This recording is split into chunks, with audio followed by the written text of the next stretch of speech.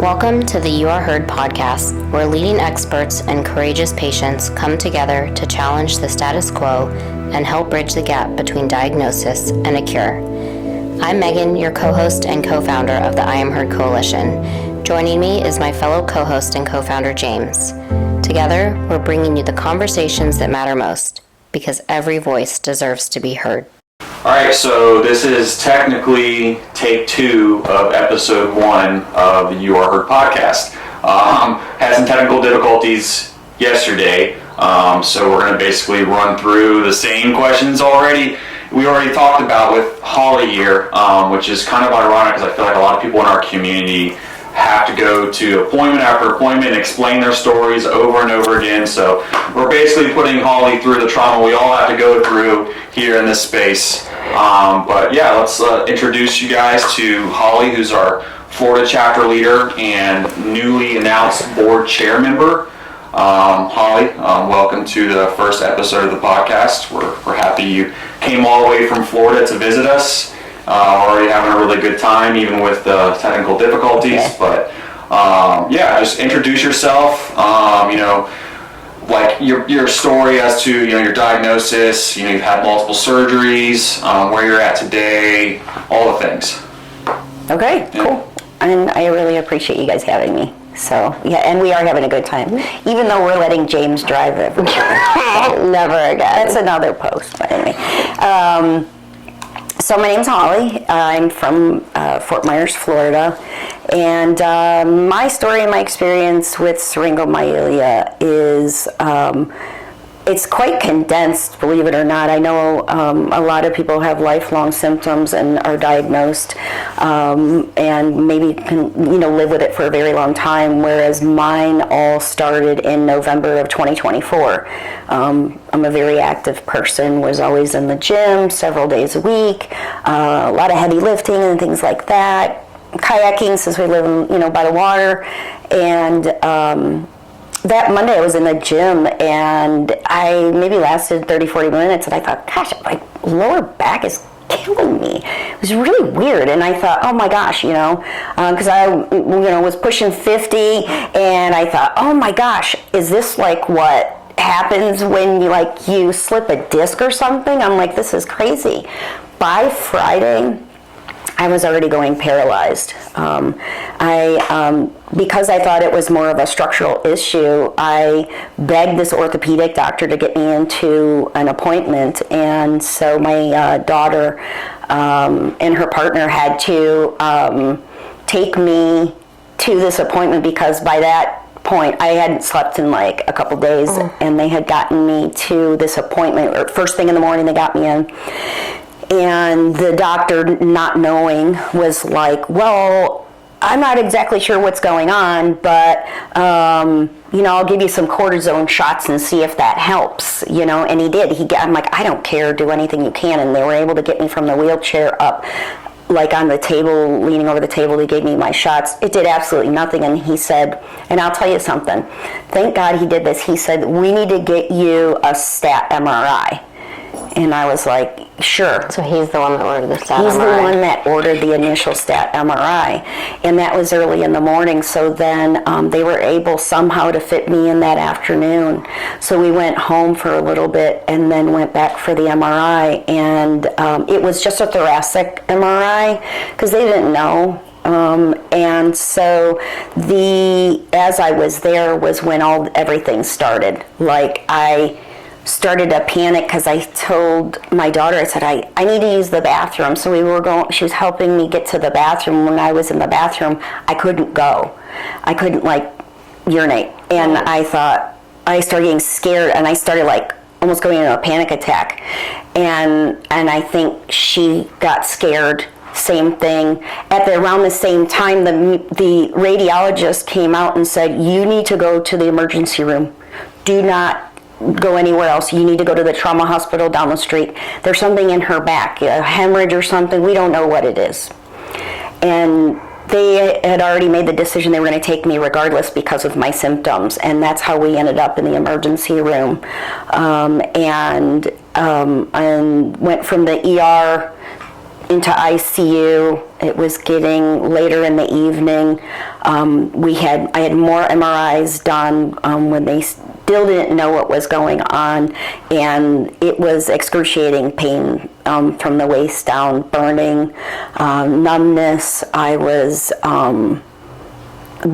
like my body was reacting in a way I've never experienced before. It was the most painful thing that I've ever dealt with in my entire life. And so they called in this neurosurgeon. This was surgery number 1. Neurosurgeon was on call, so he came in, older man. He performed a decompression surgery, so they did go in. Of course, everybody, I don't want to say everybody, but a lot of people with syringomyelia can probably relate to this, because they're like, well, we don't know what's wrong, and they're telling my family, like, maybe it's cancer. Is there cancer in the family? And I'm like, no, I don't have cancer on either side of my family. And they're scaring everybody because nobody knows what's going on. And I can barely talk because of the pain I'm in. And so when he did the decompression surgery, he made it sound like, okay, we're good to go, because I wasn't diagnosed yet.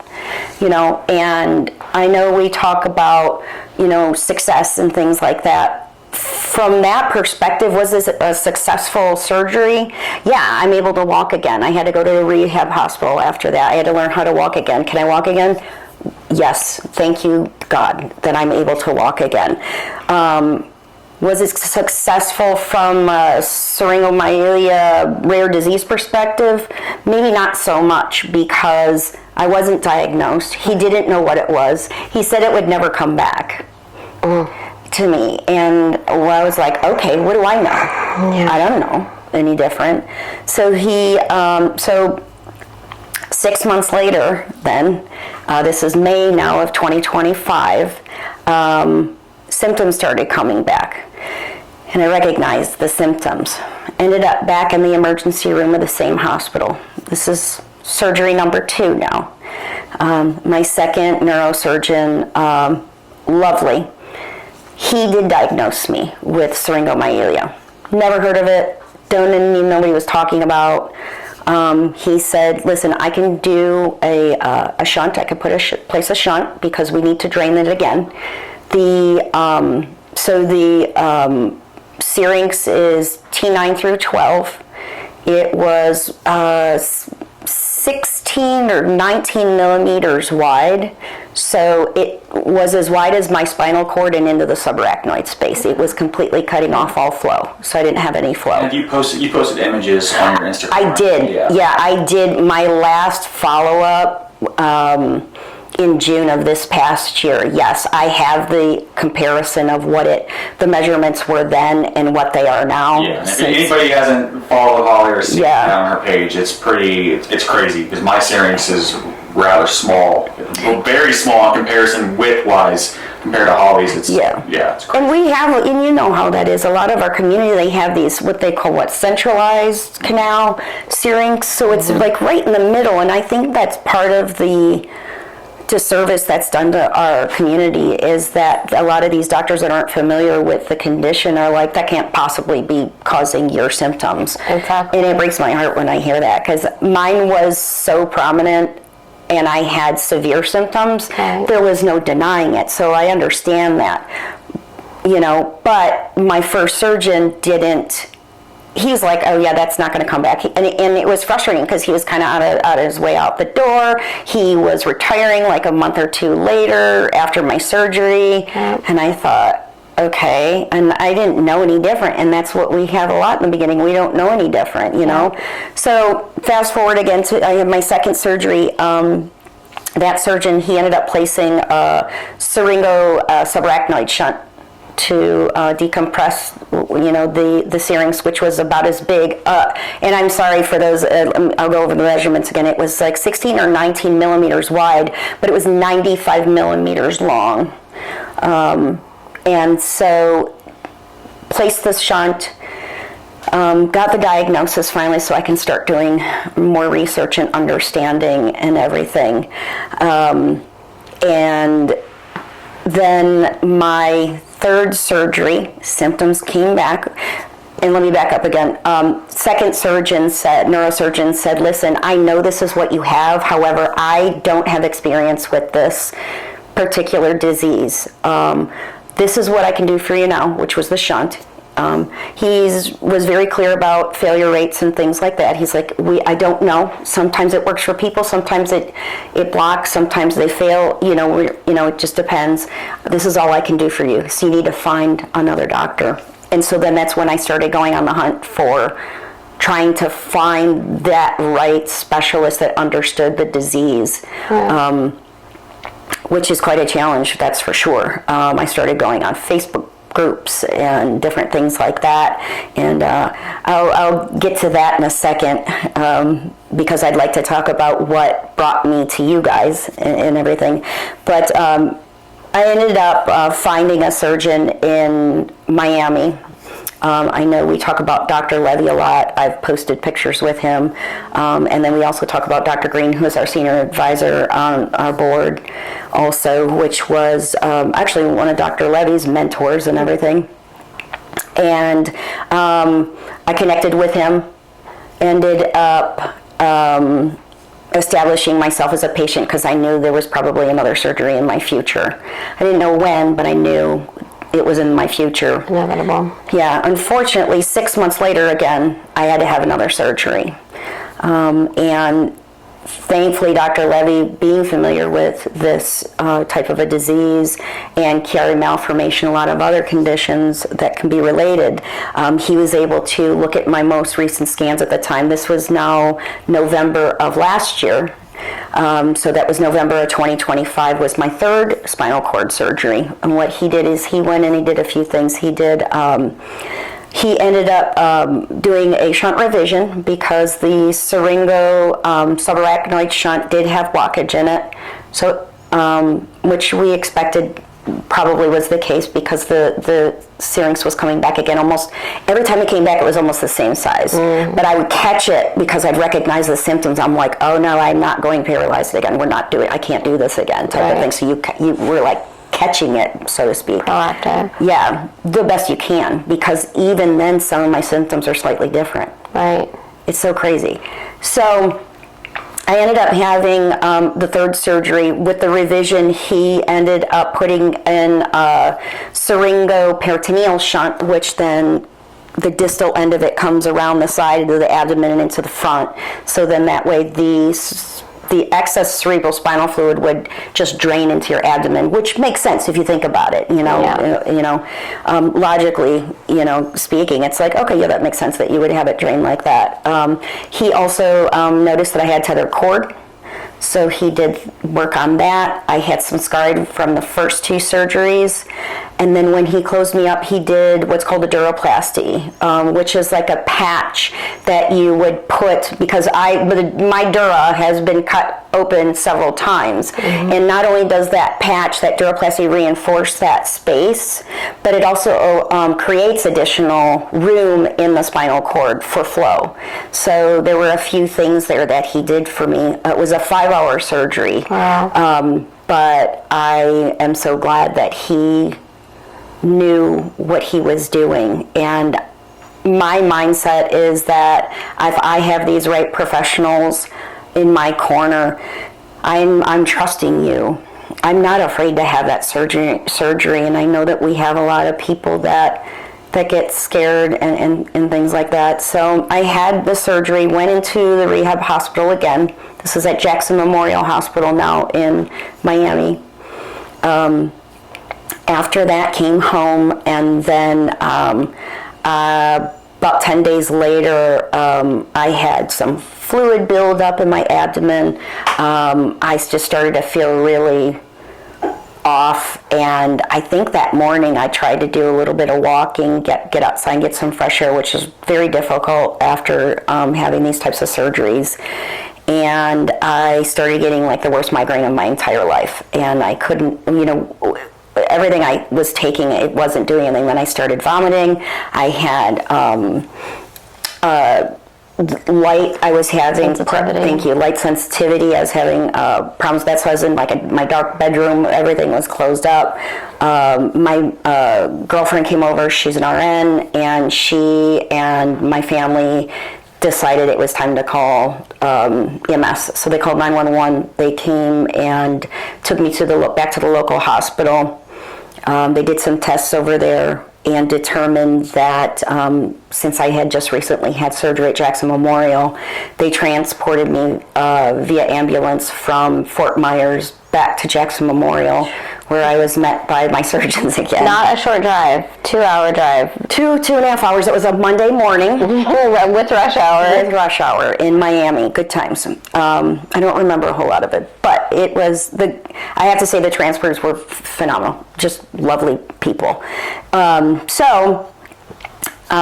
Back in for fourth surgery, they ended up doing a spinal tap on me, determined that I had the Pseudomonas? Yes, thank you. I know you know all about that stuff. I had that type of meningitis, which I did not know until after, that there's a 50% mortality rate with that type of meningitis. Of course, I just wanted to live, so I was taking it at one day at a time, an hour at a time, and they did such an amazing job. Dr. Levy ended up going back in. He ended up removing the shunt, so I am actually shunt-free now. I don't have a shunt because that's the source of the meningitis. Apparently that type of bacteria is very sticky. Mm-hmm. It sticks to things like... It makes a film.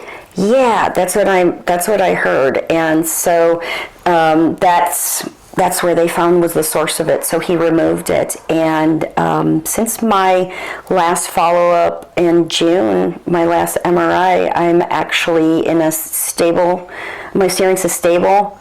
I know we've talked about that before.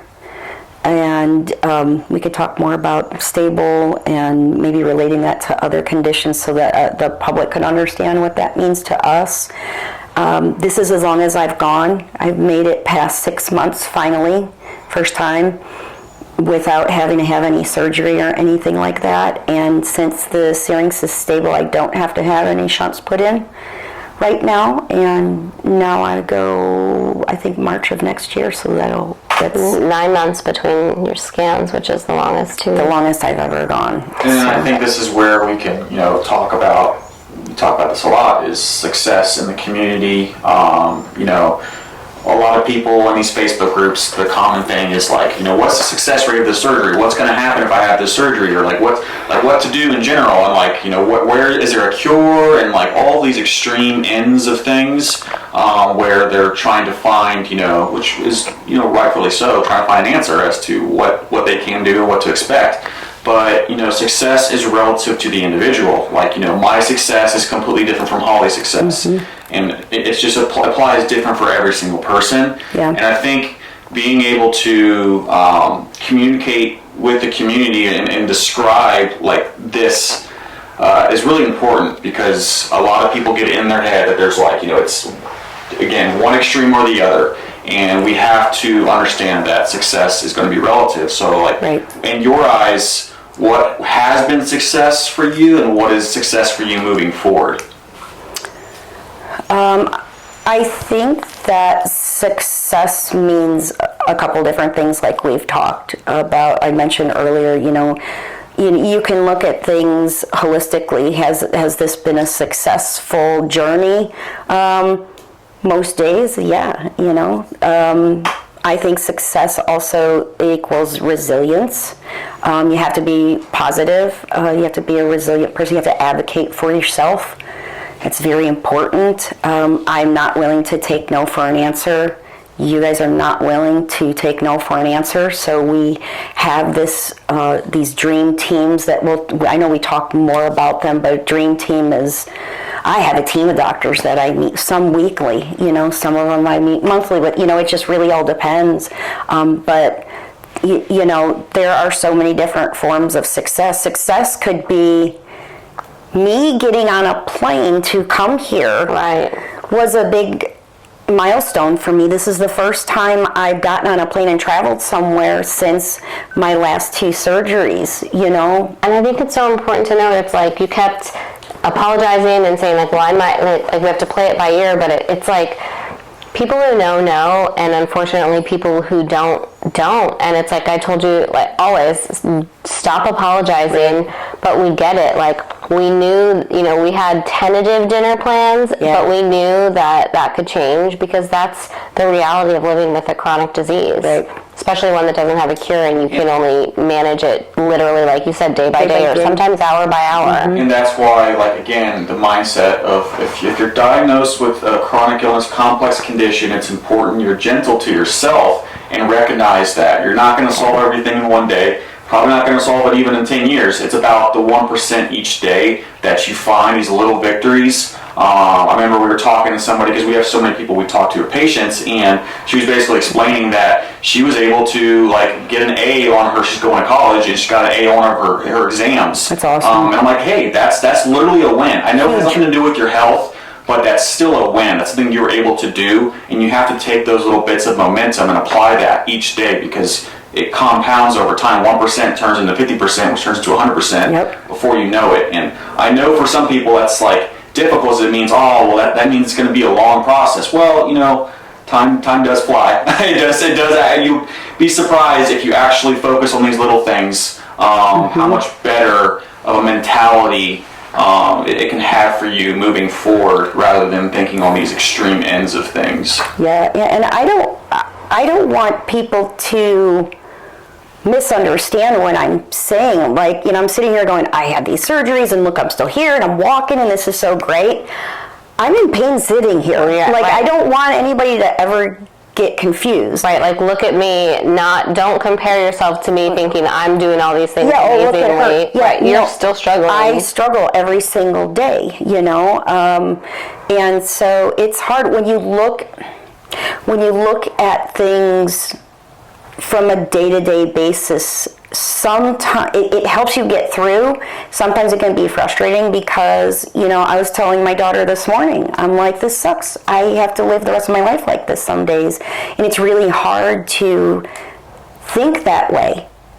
But if I look back 6 months ago, and this is something I know I'm running a series right now on my page about what the surgeons don't tell you after surgery type of thing, and I think this week's is going to be about nerves.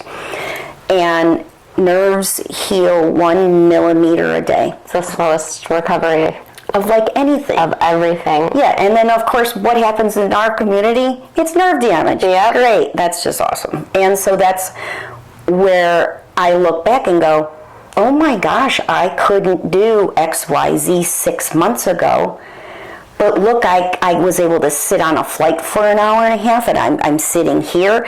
I couldn't sit more than 15 minutes when this whole thing started, a year and a half ago, or however long it's been now. And that's, you can't look at that because it's very depressing that way. So I guess that's why I wanted to point that out, is because even though I'm sitting here and talking to you and I look fine, James, I know you go through the same thing. You look fine to me. Yeah, you look fine. What's wrong? Nothing's wrong with you. Exactly. And I think that's the biggest, I have to say, the most interaction that I have even on social media, on threads, is people with chronic diseases. And I can't tell you how many conversations I've had with folks saying nobody believes me, or I look fine, and it's so frustrating. I know someone that has this and they're doing that, so why aren't you? And that's literally the whole point of the I am heard phrase. It's like every single case, every single individual has their own different perspectives, their own different experiences.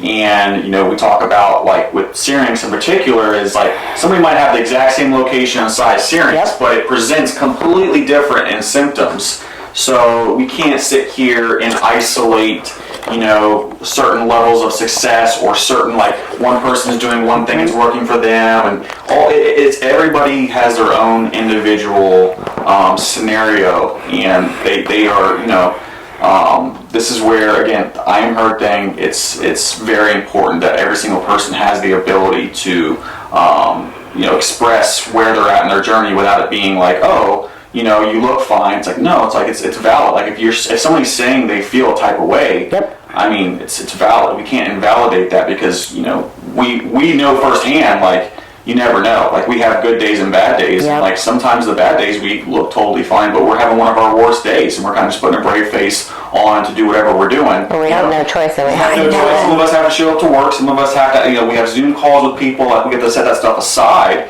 to do what we have to do. Yep. So. Yeah, and I still work full time. So on top of, my work that I do with y'all, and so my favorite thing, and I've talked to a few people about it on social media, is, and I know you could totally relate to this. You could relate to this too, because you have a chronic condition. But my favorite is, what's your pain level today? Like when you go to the doctor's office, from a scale of 1 to 10. I hate that scale. I hate that scale for so many reasons. Number one, I always have to say, well, wait. Like right after my surgeries, I'm like, well, hang on. If you're talking about incision pain, it's this. Yep. If you're talking about nerve pain, it's this. I have to break it down because they get confused, because when I say pain, I still have people at work. I have an old boss at work, and he's one of my favorite bosses. He's not my boss now, but he's one of my favorites. And he will say, how's your back feeling? And I feel like saying, it's not my back, but I don't want to, I just think he's wonderful. And so I'm like, I'm doing great. And are you able to sit long? So everybody thinks it's structural. I don't have any structural issues. I know that we do have people in our community that do have a combination of both, and I feel for them. That's really, it compounds things so much, but I don't have anything structural. But as much as I explained, they just don't understand. They think it's like a backache, and it's not. It's nerve damage, which is very different. So complex. So different. And it's like, too, with the scale, well, it's like, oh, well, I live at this number all the time. I function at this number, but, they're like, if you get zingers, like we call them, head zingers, or, it's anything like that, well, that is a 12. That's totally different. Right, yeah. Or my 3 or 4, which I probably live at a 3, sometimes 4 pain scale. Probably other people's 6. Oh, 100%. Yep, 100%. And maybe that's where I was in the beginning, because your body starts to adjust to this. We're not going to even get into where that pain scale originated. That's like a whole nother podcast episode. I don't really like it. But I do want to talk about that you mentioned the Facebook groups. And and we talked about, people sharing their story. There's a place for that. But what was your journey with Facebook groups? So in the beginning, I was trying to find like-minded people and people that had the disease, because I'm like, there's got to be a group or something. My daughter suggested that. She's like, let's see if we can find something that, because it was just so isolating and depressing. Just laying in bed every day, crying. I would measure my success story would be measured by my last meltdown. Okay, I haven't had a meltdown in a week. This is great. Okay, cool. All right, I've gone a week. Now I don't, my last meltdown, I don't remember. It's maybe been a month, or longer. And so I thought, okay, we'll go to these pages. And although I feel that there is a place for people to be able to vent and talk, and oh my gosh, my doctor, like my first surgeon, they're like, he's just didn't even understand what I was trying to explain. I'm like, why am I still in this pain after the surgery? I thought you said you got it, it's not coming back. Like, why? Well, everybody's different. And I was like, what? Like, I don't think you're understanding the amount of pain. I think they thought that I was being like dramatic. Right. And I actually have a pretty high pain tolerance. So I was like, you don't know me, never mind. Yeah, exactly. And even my family would be like, this is not her, like, this, you don't understand how she is. This is not normal for her. And so getting on these pages I thought would be great. And like I said, I think there is a place for that.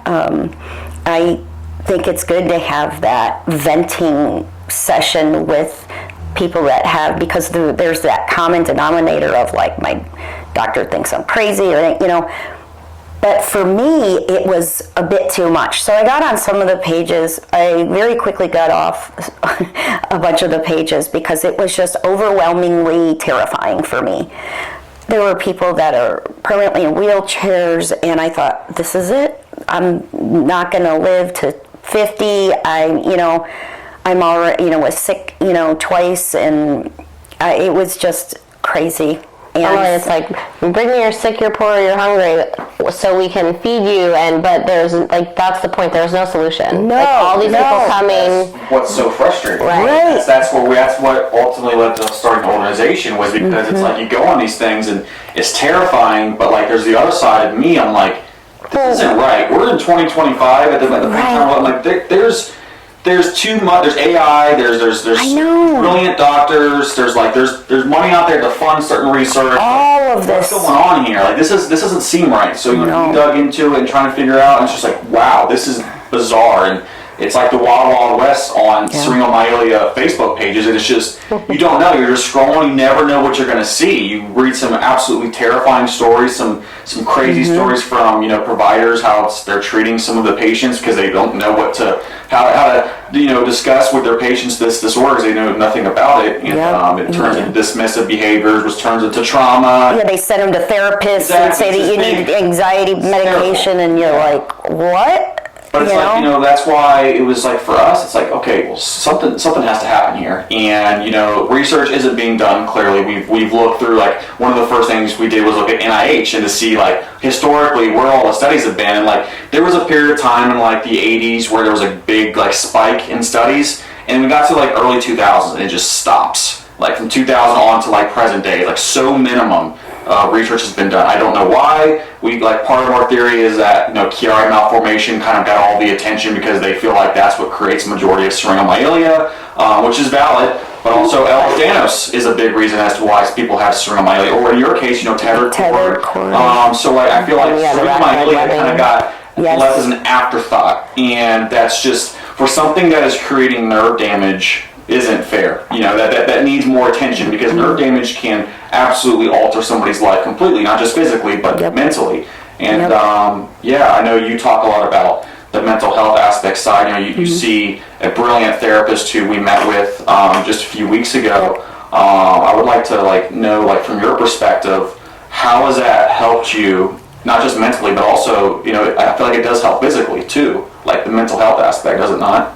Oh, yeah, absolutely. I mean, like I mentioned earlier, I have a team of doctors that I see. I don't know if you want me to kind of go through what my weeks look like. Maybe that'd be helpful. But I, my normal regimen is I go to our local gym. I do some weight training, not anything crazy, light weights, higher repetitions. I see a PT doctor, and she's a functional doctor also, and I do medical massage with her. She does dry needling and cupping, just like Ben does. I do yoga on Thursdays for balance work for myself, and some flexibility, mobility. Also mind, meditation. I try to get in at least 5 miles of walking a week, because since most of my damage is below the waist. And then my mental health therapist, I meet with her every other week. We meet for an hour, and just being able to talk things through. Now, I also have generalized anxiety disorder. This is something I've had since I was a kid. So adding these types of things onto already dealing with ADHD and anxiety my whole life, and then adding this onto it, it's the craziest thing. And I think the mental health aspect and doing breathing techniques and meditation has truly helped me so much, because I never thought that I couldn't calm down and do yoga in the past. Right. I couldn't sit still long. You couldn't calm your mind enough to connect with your body to do it. I totally get that. I couldn't do that back then. But now I've used it quite a bit. I use that mind-body connection. So I've actually had 2 different types. I used to have a chronic pain therapist that I met with every so many weeks, because she would teach me that mind-body connection, which I highly recommend for people. I don't see her as frequent any longer because I kind of learned it, so to speak. I mean, you still practice it, but then talking to an actual behavioral health therapist not only helps me, you're still talking about, childhood traumas and things like that. You're talking about everything holistically, though, so it helps a lot. And I mean, there's a grieving process. Like, I'm sure you went through the stages of grief, and like having someone to help you go through that. It's like people don't understand. Like, you're grieving the life that you used to have. You're grieving what could have been, and you have to like deal with the reality of what you have now. Yeah, I mean, I have a spinal cord injury now. That's it. I think the grieving thing too is important. So when we started the organization, we started it as Syringomyelia Awareness and Athlete Coalition. Now that was started because my story was as an athlete. I had an athletic career, I had a promising athletic career, and I thought that was like going to be my thing. And so like it's a grieving process when you realize that I might have just had this taken away from me.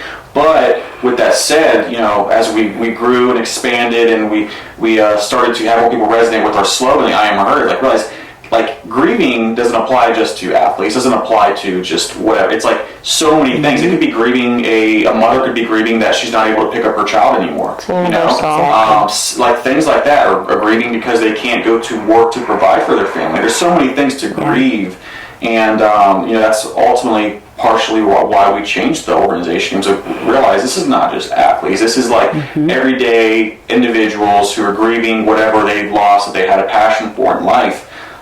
Which is why, again, like the mental health aspect of chronic illness is so important, because we already have, the common theme in our community is being dismissed by providers. That creates trauma too. So it's like we're navigating so many things. We're navigating chronic pain, and then we're also navigating, dismissive attitudes. And it's like, what? It's a form of PTSD. I have PTSD because of my experiences in the hospitals. I've had so many of these major surgeries so close together that like it it just freaks me out going into... You have all these cool new words that I'm adopting. Scanxiety? Scanxiety, yeah. So, yeah, I have a close girlfriend that she's in remission. She had cancer. She's in remission now. But she's the one that gave me that term because I was getting ready for my last MRI that I had done in June.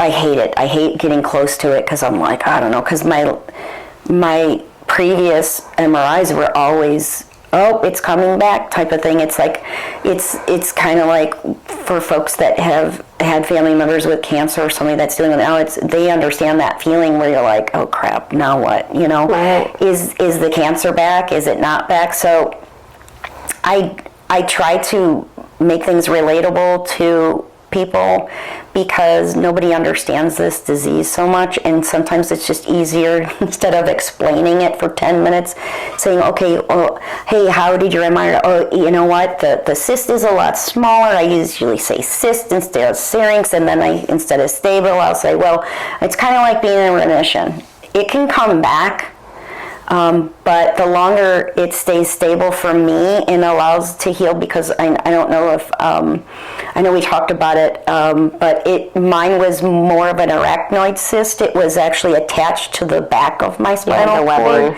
Yeah, and so Dr. Levy, I believe, did something with that to detach it. I'm not quite sure exactly. He's amazing, like a miracle worker, but anyways, where was I going with that now? Because I always get... Just talking about the scanxiety and like being in remission. Yeah. So I end up explaining it from that perspective to say, okay, remission, or right now I'm doing okay, but it can come back, Right, because, people could get the misconception, you've had surgery, you're healed, you're fixed, you're better, but no, you still daily deal with neuropathy, pain, other side effects, because it's in your spinal cord. This is one of the crazy things that we as we were learning about the disease and trying to explain it to other people and why it doesn't make more sense to more people. It's like, it's a disease that traverses your spinal cord, but also obstructs flow, which even if it obstructs flow just in the lumbar,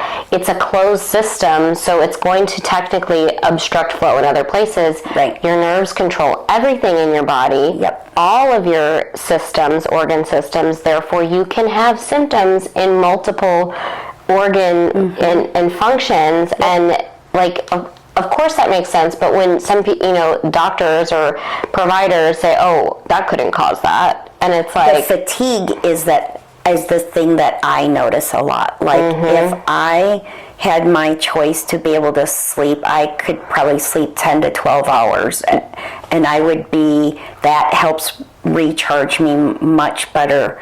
Before I used to be able to live on 5-6 hours. Sleep is so important, and I think this is why I'm glad we have you just as an example, because what you exemplify, along with just being a great advocate, is what we want for everybody in our community in terms of having such a good team. Again, the dream team thing, it's everybody deserves to have their own dream team and multiple different disciplines to be able to fall back on for help. You have your PT, you have your mental health therapist, you have your neurosurgeon team, you're getting genetic testing done. It's you have all these different aspects, and everybody deserves that. And that's one of the bigger issues with our space, is there's so many people that don't have access to that, whether it be just because they haven't found them or they live in rural areas like Kansas, middle of nowhere, there's nothing out there. Sorry, Kansas. And so you can't find a good provider out there. Or we talk about manual therapy a lot too. There's so many people we talk to who have never had hands put on them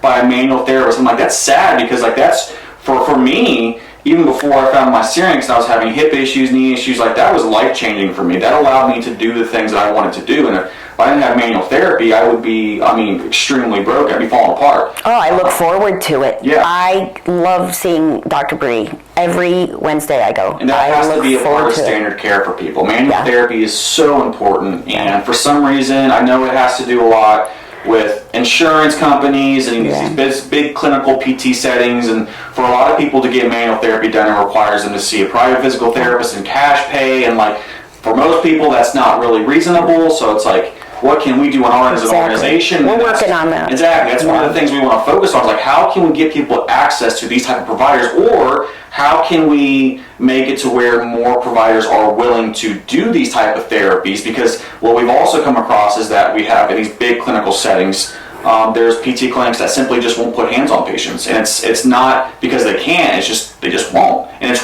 really weird. So we want to educate providers on that too, and how important it is that before we do exercise, we need to make sure the stress and the tension that we're holding in the body, the fascia, is being released first before we start diving into having them do squats and lunges and whatever else, right? A lot of us need to have our nervous system to relax first. And that means a lot of resting. That means a lot of, again, releasing the tension.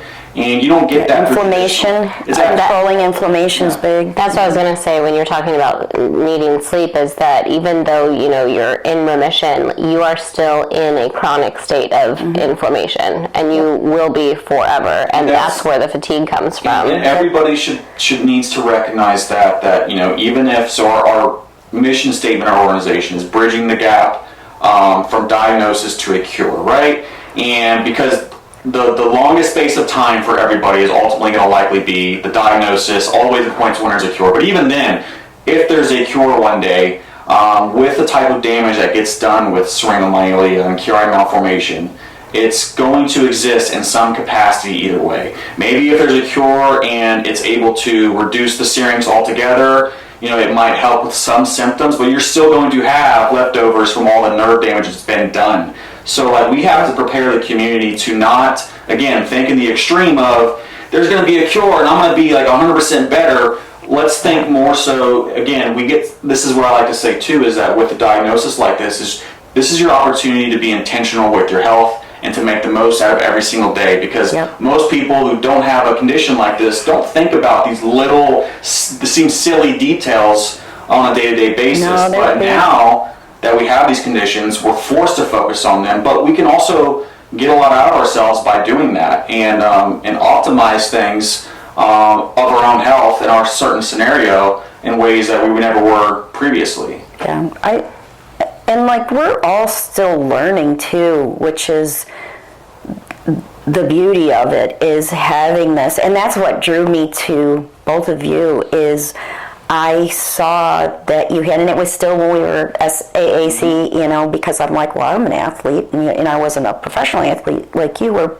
but I was an athlete and always active, and it drew my attention because I thought, oh, there's somebody else like me that has this, and it's not in that Facebook group setting that I was terrified of, you know, and there are still good ones out there. I'm still on those groups and everything because I learn from everybody out there too. But it also gives me, and I think, you know, all of us being on some of those groups, it's also how can we help type of perspective. You know, we see some common subjects out there, and that's something that we know we can maybe address in our social media and whatnot. But anyways, you know, it drew me to you guys, and because I saw the positivity, and that's when I again, my daughter messaged them. I said, they're putting this thing together. They don't have time for this. You know, they've got bigger fish to fry. They don't want me bothering them. And then, you guys got back to me in a week or two, and it was that we've been, which is much longer than we typically get back to people. I know, but that's remember, okay. So I remember the emails. I remember like going through, and this is when we just got the laptop, and just tinkering around with it, and I realized that I had somehow missed your email. Yeah. And I was like, oh my, because I still to this day, because we get so many comments. I know. I beat myself up. I have like, in my eyes, it's like there's no reason why we shouldn't be able to get back to people within like 24 hours. That's what we try to do with every single person. Within 24 hours. And like with you, I remember that's like, oh gosh, dang it, because your email was not asking us for help. Your email was to thank us and then offer any assistance on your end. I was like, that's crazy. You know, it's like we were still, that was like month 1.5 basically. Yeah. And it's like this person's already wanting to reach out and help and is interested in, you know, learning about us and meeting with us. And, you know, then we had our Zoom call. Which was 2 hours. I remember that. I think to the date has been our longest Zoom call. Yeah, I think the second longest was an hour. But yeah, about 2 hour Zoom call. Yeah. Like, it was so clear, pretty much immediate, like, okay, like, this is somebody that, like, we're similar in mindset of, like, we want to be the people that are like, no, like, this is not acceptable. We're going to get after this. We're going to figure this out. And not only are we going to, you know, work to find a cure, which is what everybody wants, but we're also going to make sure that every single person is not left behind during that process, which is what happens in a lot of other rare disease conditions. You know, you get so lost in the research, these organizations do, that they forget that these people are living this day to day. They can't wait a decade for research to be done. They need to be helped in the meantime. And that's like the big thing with us. Like, that's what we want to do the most, is like, how can we help you make sure you're comfortable as possible and not miserable, not feeling like you've gone to war just to get to the point of the cure, because ultimately the cure is not the resolution. It's just another aspect that may help you feel more comfortable, but you're going to still have likely some, you know, residual things. Yeah. I mean, some of I have stroke-like damage. You know, I have spasticity in my legs. I get a lot of cramping that wake me up in the middle of the night. It feels like I have duct tape or tape around my ankles. They're very stiff all the time. So we work on that when I go to my therapist and everything. But a lot of it's either going to take time to heal. If it's nerve damage, hopefully it'll heal, because since it's inside the spinal cord, root nerves were disrupted. There's unfortunately lesser chance of them coming back, but I'm still hopeful, you know. But again, learning more about, we have all these other options now that we're finding, stem cell research, which is huge. I'm actually looking into that for myself. I'm like, maybe is that something that can help heal some of the damage that I have? You know, I've done micronutrients testing because some of my levels were off after. I have hypothyroidism as a result of the trauma to my body. I was perfectly healthy before this. So it starts to set off all of these levers, and you've got all these things that need to be adjusted after the fact even. So there's normal. Yeah, it's the new normal, but it's like, James, like you say, it's that taking the time to really look at all these other components to bring it all together. Right. Yeah. No. It's one. It's not just one little tiny. It's not just the spine. It's not just one little aspect. It's a whole body, whole system. And talk about like comorbidities, like these things. Like for some people, they never had like mast cell or POTS prior until they got their syringomyelia diagnosis, and that's something you're dealing with right now. Yeah, I'm dealing with that right now, and so we talk about stem cells. So Angela, our board doctor of physical therapy, she went and got stem cells at Ways to Well, Texas, and she struggled with POTS symptoms, and she has a syrinx in her cervical spine. It's really small, but her symptoms were terrible. But she got stem cells done, and 2 days later, she's like, a lot of my symptoms are kind of like, they're not nearly as bad, right? She's not completely healed, right? She still has her things, but like it did help a lot. And like it's again, it's not to discourage people and say that you're going to be miserable your entire life, because you're not. I think for a lot of people, and maybe this is a controversial way to put it, but like being miserable is a state of your mind in terms of you decide how miserable you're truly going to be, and if you're seeking out these big answers, these big solutions, you're probably going to be more miserable than you would if you're just saying, hey, I'm going to take this a day at a time, like you are, right? Take the 1% little wins here and there. But you said it's an opportunity. It's an opportunity, exactly. So like, look at this as an opportunity to maximize your health. And maximizing is going to be optimization, maximization. It's different for everyone. Whatever they call it these days. Exactly. Whatever. Those kids. Yeah, biohacking, whatever. It's like, that is chronic illness maxing. Exactly. Yeah, there you go. So it's so silly, because it does. When somebody sees that, I think a lot of people in our community are like, "Oh, that can be me," and I'm like, it's not that it can't be you. It's that we need to be gentle and realize that we're all on our own, journey, and that optimization, maximization, looks different for every single person. For me, that might be I go for a run for a mile. For somebody else, it might be they just can walk in their mailbox. That's their maximization. That's awesome. Optimization. When we want to teach people like the steps they can take to get the most out of what they have. And part of that again is we need to help people develop dream teams. But we do want to make people self-sufficient, because you're going to see your neurosurgeons maybe once or twice a year. Ideally, you'd be seeing a physical therapist once a week. They're doing manual therapy. That'd be ideal. But you're going to spend a lot more time alone than you are with all these people around you. So it's like, how do we develop a system that makes you self-sufficient? That's why we do things like the MFR tutorials. We talk about nutrition. We talk about different types of modalities that you can apply easily at home, low cost too. And again, all of these things add up in chunks of just 1%.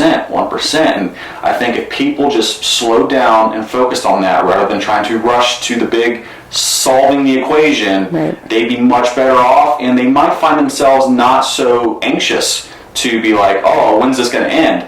It's going to be more so like, oh, what next can I do to add to this to make myself feel better? Not again of, when does this end? Well, it's also tying in those other pieces, right? Now that we've, I don't want to say expanded, but we thought this through, and I remember when you told me that, it's not just syringomyelia. We now recognize that there's these other components. We've got, mast cell, we've got POTS, we've got Chiari. There are these other pieces, and now I'm even getting the genetic testing to see, because the majority of us probably have EDS. Yeah. I mean, we know there's 13 different types, so I don't know if I have the hypermobility kind, but I'm in the process now of getting, when I get back in town, I'll go and get my blood work to have that checked, and since I want my daughter to be tested too, because I would never want her to experience anything that I've had to go through,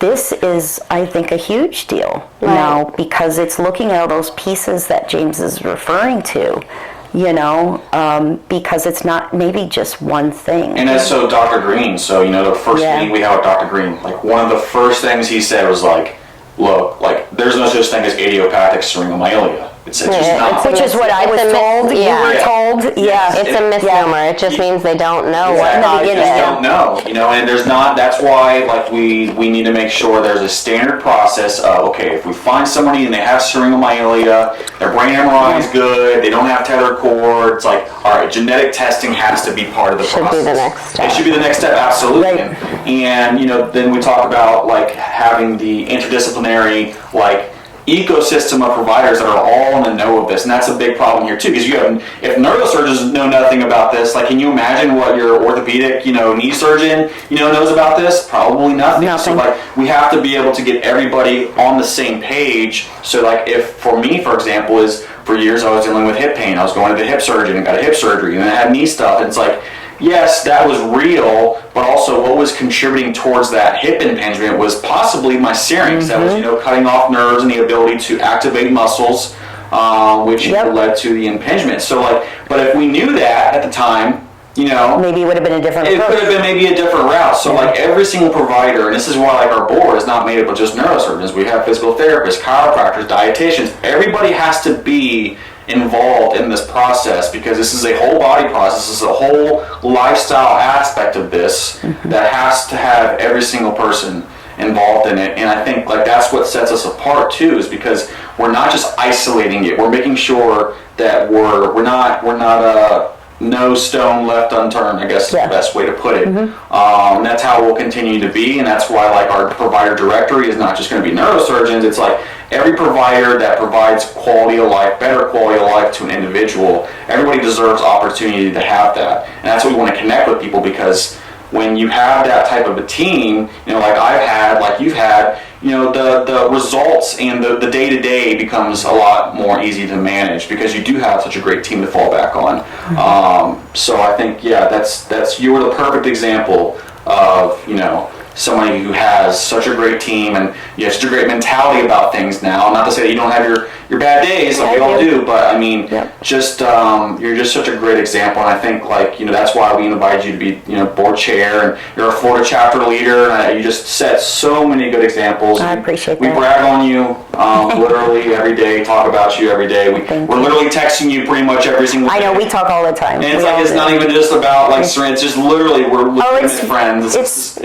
We give each other shit all the time. Yeah. Did we have a question for Holly from social media? So we do have one question from Facebook. Speaking of Cleveland. Right. See how that works? That is pretty funny. Inside joke. So Brooke from Facebook asked, Holly, what helped you most to get back to walking and building up your endurance and strength to be able to walk without a mobility device? Spite. Okay. Yeah, right? I know. Tenacity. We kind of answered a lot of that just in our discussion and how important it is to have all these different doctors and people in your life, you mentioned movement, right? I'd moving. Say if we're looking at just that piece of it, it would be a lot of walking. Started with walking, balance work. I have a balance pad at home. I think we're going to put together like an Amazon list of ideas for people too at some point. I know we were talking about that. I have just a balance pad that I was using. I still use it. Stairs. Walking up and down the steps. So dynamic. It's such a dynamic movement. Yeah, because you don't realize how much leg muscles you use. Coordination. To get up and down the steps. And since my damage, like the fronts of my legs, there's no damage. I mean, there's still some slight. The backs of my legs and my feet, my bottom is where the majority of my damage is, and it's not just sensory, it's some motor, a little bit of motor, but it's the steps, because you use your glutes to come up and down the steps. When you say steps, are you we're talking about a Stairmaster? Stairs. Just talking about holding a rail? Just literally going up and down some steps. Yeah. The way that my house is that I have what's called a carriage home, and so my garage is underneath me. I'm kind of, so I have to walk up like, I know this sounds ridiculous, 17 steps, because every time I'm in the hospital, they're like, do you have steps to get into your house? 17 steps. Like, I know exactly how many I have to get into my house.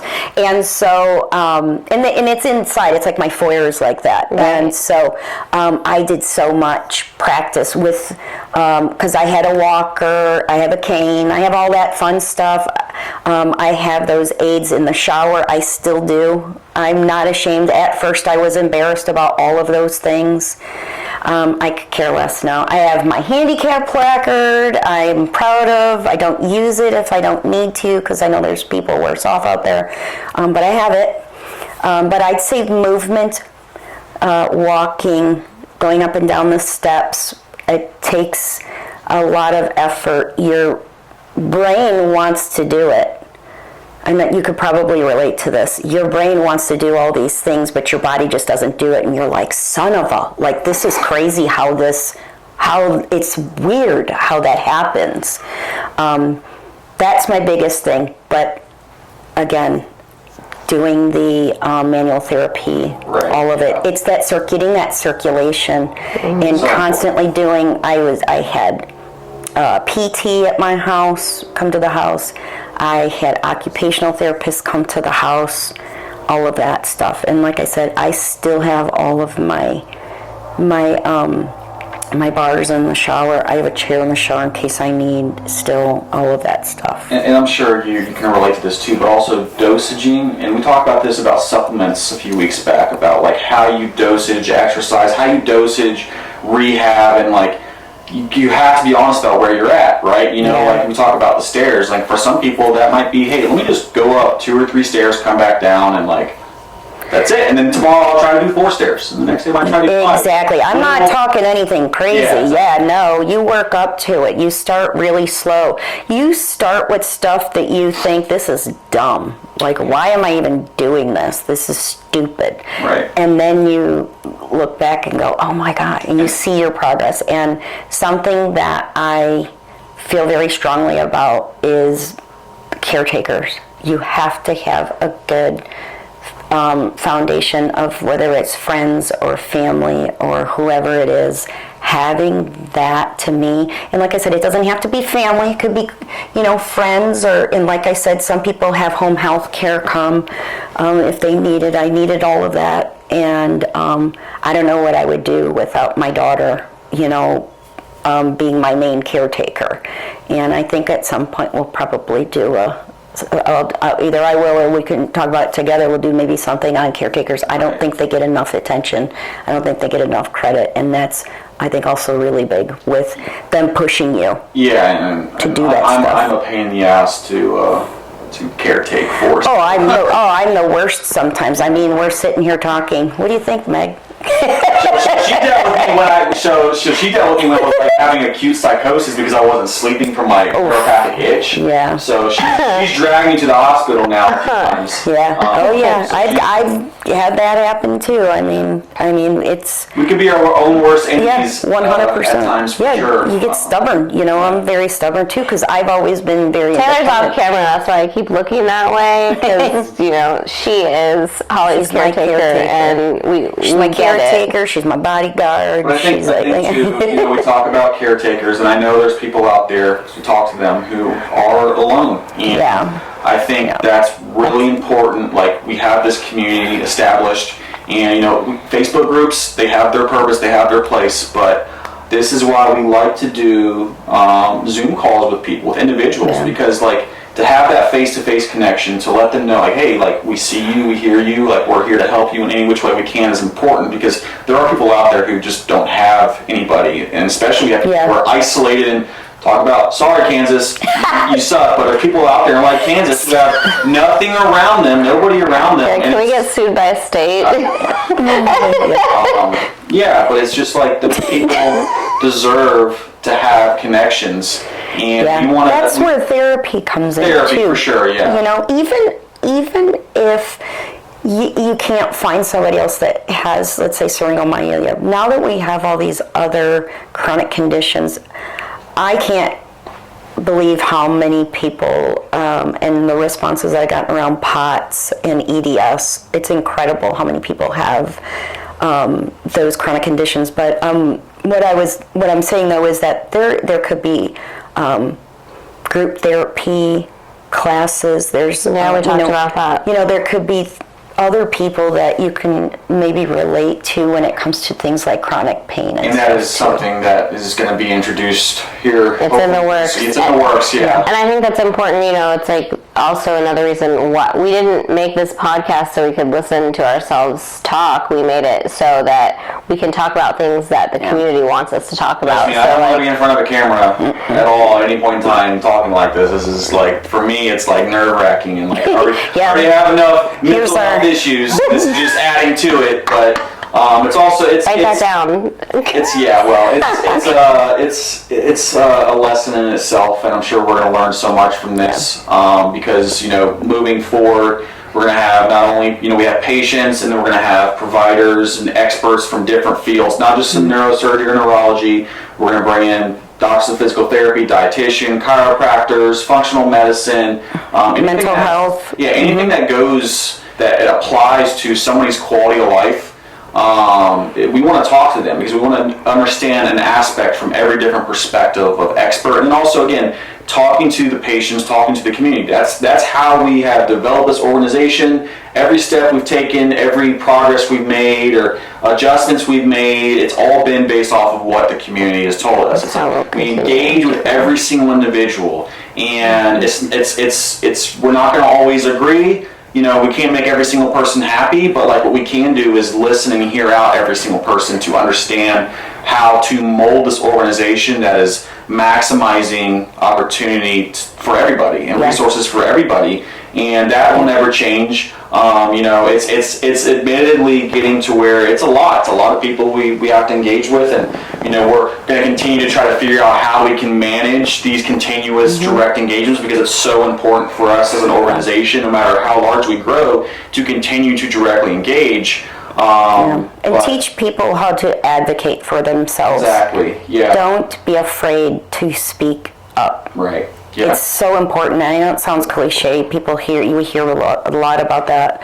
But it's so incredibly important, because if I didn't do that, I wouldn't have found my surgeon. As I was sitting here, it made me think about when we first spoke to you, and especially because you were the first person in our I Am Heard series, and you were so reticent and hesitant to share your story. You're like, I haven't talked about this with anybody. Yeah, it's like only your close circle knew about it, and I didn't want to talk. I know, it's the craziest thing. Like, I didn't want to talk about it. You didn't want to. You didn't want to personalize it. You wanted to detach yourself from it. I'm like, here you go. And now it's a newfound passion for you. Yeah, it is. It's definitely given me a purpose, and I thank you guys so much. And you two are so incredibly smart and organized. I mean, we're not perfect, right? I know technical difficulties, things like that. But I'll tell you, I am so impressed by you two, and I think that's what brought me to you, honestly, because very, very smart and impressive. And I don't think I would have had enough guts to start something up like this, but I have enough guts now to work with you guys. So no, we yeah. I don't think. I mean, the especially since we met you, a lot of the big leaps that we've taken. Dr. Green. You introduced us to Dr. Green and Dr. Levy. Basically, that would not have happened without meeting you, and your social media is already taking off so much. I was just talking about before the podcast was like, I feel like people, when they think of I Am Heard Coalition, they think now of Holly too. Yeah. It's not Megan. I appreciate that. I just want to help. That's like the only thing that I can say. Like, I have no words. I just truly want to help. I don't want people to suffer, because I know how it felt going through, and I have my bad days too, but it's not in comparison to what I went through before. I don't want people to be afraid to have surgery if they need to have it. I want people to advocate for themselves. You know, I want to help them find those right providers, you know, that we're working on, and please be patient. You know, it's a lot of work. It's very cumbersome trying to come up with this comprehensive list of providers. So, and we're not just looking to no, we're not just throwing directory. It's like people on a list. It's very intentional. It's a lot of work. I agree. The directory will be, it's very intentional. It's not just, again, it's not just anybody from anywhere. It's like doctors that have been proven over and over again that they do right by the patient, and they don't treat patients just like another number on a chalkboard, whatever. So yeah, it's really important that we're connecting people with the right providers and having the dream team. Holly, you kind of now are actually part of our dream team, you know, in this organization, because again, like there's so many things that we text you and we're like, you know, what do you think about this? And like, because me, like well, I've always said it, she likes to use the whole, the gif of Elmo, and there's like flames in the background. He's like, Helmo. Helmo. So that would be me. So like, if I was in complete control of everything, it'd be chaos, and people would be like, this dude is I thought we insane. weren't talking about that gif. I love that gift. People have to know that we balance each other. We do. We all do. And we all have different things to bring. You know, we've got, you know, I have 30 years experience in the financial industry, you know, world. And I'm not that I do nothing with finance when it comes to this, but my experience in leadership and on other things, you know, I think that helps balance everybody out too. And then we've got all these different type of doctors, and we all have, this is what I love about our chapters is, and this is something that you guys came up with, is that everybody has syringomyelia. Different types, different symptoms, you know, surgery, maybe no surgery, you know, whatever. Some people, you know, I love that because that's a huge thing when we were working with the public. And I absolutely think that was brilliant when you guys came up with that idea to have them you've led the way in terms of how, like, I mean, again, it's like so cool. your social media and how you're doing it, how you're advocating is just, not that we want everybody to do exactly what you're doing. No, I don't want. A great example. I just want. I want, and that's the thing, is everybody's their own individual, and that's what I enjoy about it. Is we've got all the different chapter leads. When I know I've been helping onboard them as we get new ones and everything, and I love doing that too because then I get to meet everybody. So I'm kind of spoiled in that aspect. But you know, and that's another thing too. We have all these social media pages that nonprofits. I've never seen a nonprofit grow this fast before, and I know you probably have stats behind that, but it's real, you know. This is like the coolest thing ever. I'd never thought in a million years this is where I would be at 50. You know, it's just the best thing ever, and I encourage everybody to follow all of the pages because everybody has their story. They have a different way of their own perspective. Yeah, thank you. Perspective of, and then that may resonate with a different person that has Chiari or whatever. Exactly why I love it. Each chapter has their own personality, because I know, again, if it's just me, I'm probably not going to resonate with a lot of people out there. You know, same thing with Megan and even with you. It's like everybody, like, that's why it's just, again, that's why our board's diverse. That's why our chapters are diverse. Awesome. So we tell you guys just, hey, and have fun with this. This should be something that you do for fun. It shouldn't be strenuous or, you know, tedious. It's just enjoy it. And you've set such a great example. The bar is high. You guys are the with best. how you've been with everything. I'm just, like you said, I can't believe that we're where we're at right now. I like to say I feel like we're in year 5 and we're in month 8 actually. You know, it's pretty crazy. Next year will be massive because we'll have our first, you know, big event in Nashville, and you know, being a first year organization, next year we'll have our, you know, taxes filed, we'll be able to apply for things like federal grants, and hopefully more opportunities for funding so we can fund programs, you know, we can fund research. Priority though right now again is, like we talk about, direct impact with the community. We want to be able to get people equipped with things that allow them to have a high quality of life while the research is being done. Again, bridging the gap from diagnosis to a cure. And then again, we still have the post-cure phase 2, even when we get to that point of still aiding and making sure that they're still managing from the symptoms that will ultimately linger. Hopefully better, but I mean, they're going to linger. Resource maxing. Huh? Resource maxing. Resource maxing, yeah. Maxing. Yeah, all these optimization and perfection, whatever it's, yeah, it's really exciting where we're headed, and for this to be our first episode, for one thing I'm thankful because like you mentioned, if we had technical difficulties like we did yesterday and it was like Dr. Green or Dr. Levy, oh, that would have been a mess, but thankfully, I think it's kind of like why we did it this way. It's a good test. A good test, good run, and there's going to be a ton more to follow. We do actually have a few providers already lined up for our next episodes. Cool.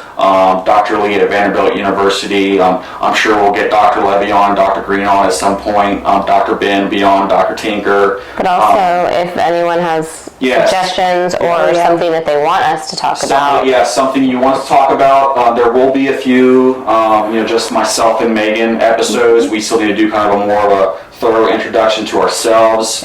But yeah, any topics that anybody is interested in, if there's a provider that you would like us to reach out to and try to get on the show, I'm sure we can do that as well. And then, if you have not engaged with our organization before, if you've not DM'd us, commented, emailed, whatever, please message us, talk to us, get to know us, because that's how we learn, that's how we grow. We want to engage with everybody that we can to understand what the community really needs and what they want, and even with things like the podcast, like what they want to hear from us. That way we're not, again, we don't want to waste anybody's time. We don't want to just be an organization just to be an organization. We want to make actual impact. So please reach out, engage with us, get on a Zoom call with us. We love doing those all throughout the week. It's how we met Holly, through a Zoom call.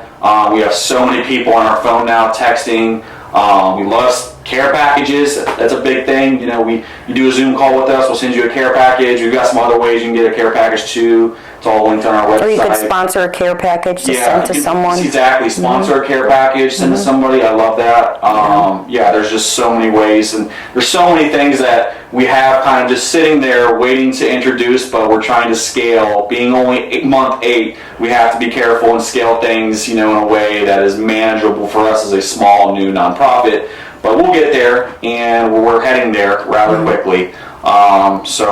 Again, this was a great way to kick off the first part of our podcast series. So just want to say thank you, Holly, for making the trip here, for being patient with us with technical difficulties, for just being such a great advocate, being one of our favorite human beings. Likewise. All the things. We're like family now. So. It does. We are. Yeah, we can drop the like. It's gonna feel weird when you leave, because it's already feeling like you're supposed to be here every day now at this point. So, but we'll have to go down there and visit you too, even though the Gators. I can't wait. I'm not bringing Marigold. I can't. Hey, listen, if you want to be Steve Irwin, you have to be Steve Irwin. Well, you can't embody "Give me your money, Steve Irwin" without being. We'll give you the Kiss the full Gator, immersion trip down to South Florida. Maybe we'll take you on one of those airboats. I've never done that. That would be so much fun. We'll swim with the gators. Sure. That's a big just like you gator. guys are going tonight with my mom and my dad. Yes. I'm part of that. I'm so excited. Yeah. But yeah. With that, I think this is a good way to wrap up. If you're not already, subscribe to the YouTube channel. This is where all of the podcasts will be posted. Follow the I Am Heard Coalition on Instagram and Facebook. Follow Holly's chapter. Follow all the other chapters. Newsletter will be out next week on the 1st. It'll be every 1st of every single month. Has a ton of information on there. And actually, the next newsletter is going to have our first official list of providers, which we have a significant amount that will be on that list. So check that out. You can subscribe to that on our website. I'm excited to see this organization continue to blossom and grow, and we would hope that you guys, watch along and join us. And you are heard.